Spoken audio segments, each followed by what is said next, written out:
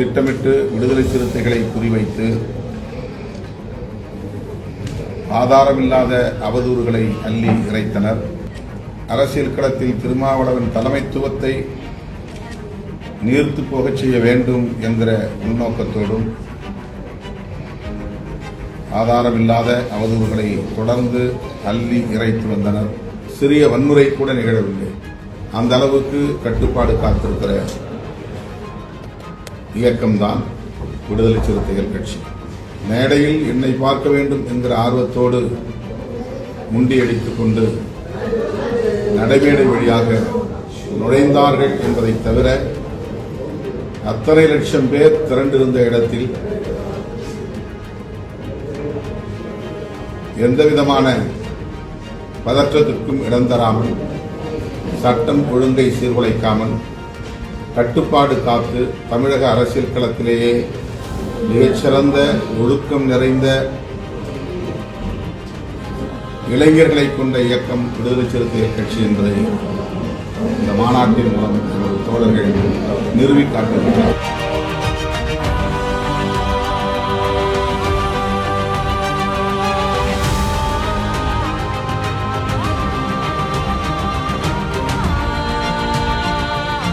கடந்த ஆகஸ்ட் 17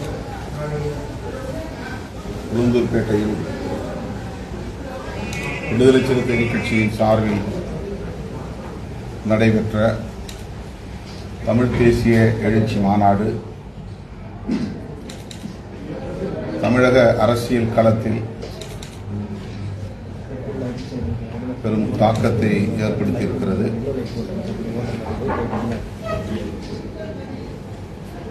என்னுடைய அழைப்பை ஏற்று லட்சக்கணக்கில் திரண்டு வந்த என் உயிரின் உயிரான விடுதலை சிறுத்தைகளுக்கு எனது நெஞ்சார்ந்த நன்றியை உரித்தாக்குகிறேன். தேர்தல் முடிவுகளுக்கு பிறகு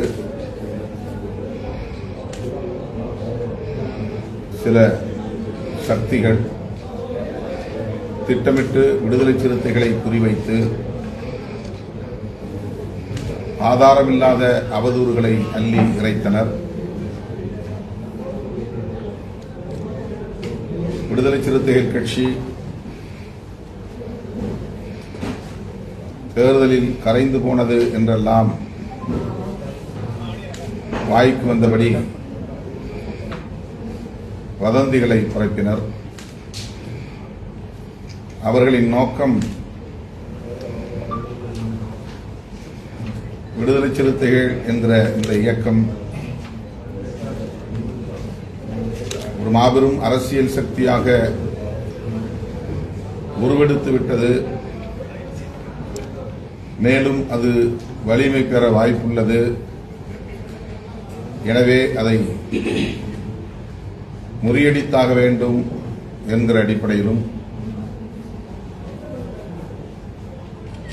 அரசியல் களத்தில் திருமாவளவன் தலைமைத்துவத்தை நீர்த்து போகச் செய்ய வேண்டும் என்கிற உள்நோக்கத்தோடும்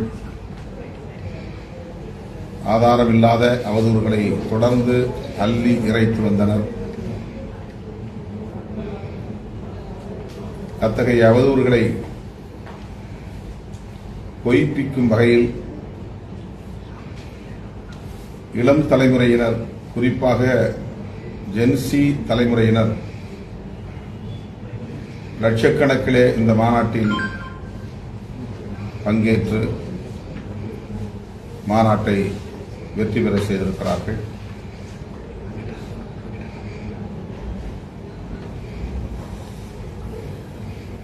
விடுதலை சிறுத்தைகள் கட்சி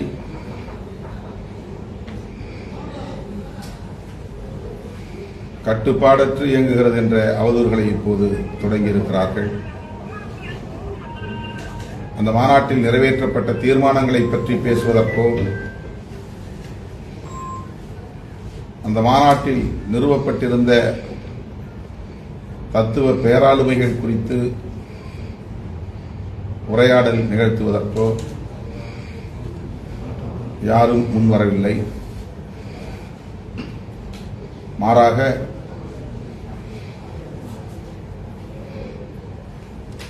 பிறந்த நாளை ஒட்டி என்னிடம் நெருங்கி வந்த இளைஞர்கள் மேடையில் ஆயிரக்கணக்கிலே திரண்டுவிட்ட நிலையில் யாருக்கும் எந்த பாதிப்பும் உயிர் சேதமும் ஏற்பட்டுவிடக் கூடாது என்கிற பொறுப்புணர்வோடு மாநாட்டில் பேச இயலாவிட்டாலும் மக்களின் பாதுகாப்பு முக்கியமானது என்கிற அடிப்படையில் 2 நிமிடங்களில் எனது உரையை நான் நிறைவு செய்தேன்.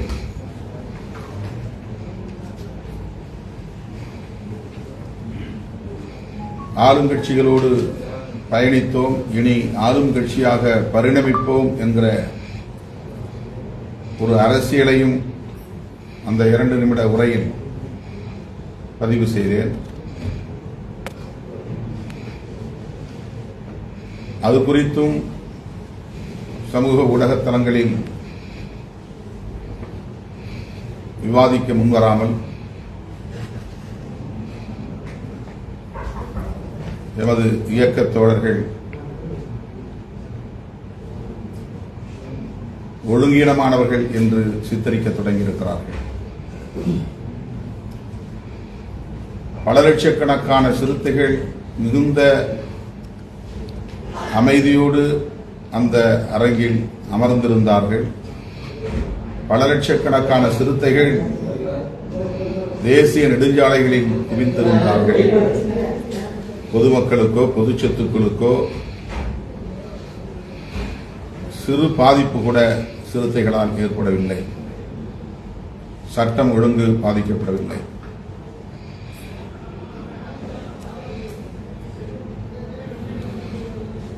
சிறிய வன்முறை கூட நிகழவில்லை.